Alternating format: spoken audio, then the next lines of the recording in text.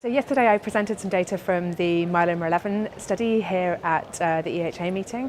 So the data I presented yesterday looked at patients who were over the age of 65 who'd undergone autologous stem cell transplants as part of the trial.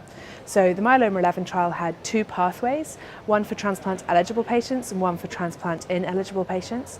And patients could enter the different pathways based on their fitness, patient preference, and also in consultation with their clinician. So there were no strict age limits to which pathways patients should enter, and that was determined primarily based on patient fitness.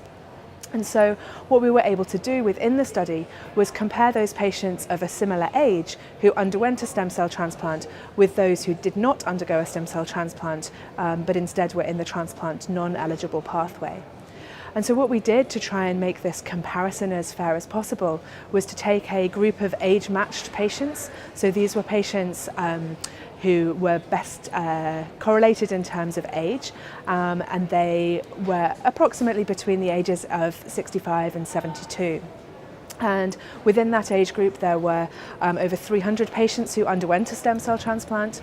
There were approximately 300 patients who had entered the transplant eligible pathway but did not undergo a stem cell transplant, and about the same number who entered the transplant non-eligible pathway.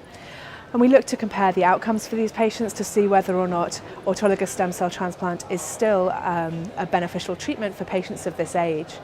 So in myeloma at the moment, there have been several recent studies looking at whether stem cell transplant is still the best induction, the best therapy at the end of induction for patients. And so these studies, like the IFM study and the EMN02 study, have shown a benefit for transplant upfront, even in the era of novel therapeutic agents. But most of those previous studies enrolled patients who were under the age of 65.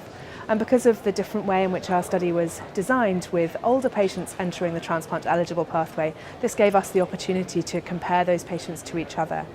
And what we found was that in the age-matched population, the patients who underwent a stem cell transplant did significantly better in terms of progression-free and also overall survival than those patients who did not undergo a stem cell transplant, either because they'd entered the transplant ineligible pathway or because they had entered the transplant eligible pathway originally but subsequently didn't undergo a stem cell transplant on the study.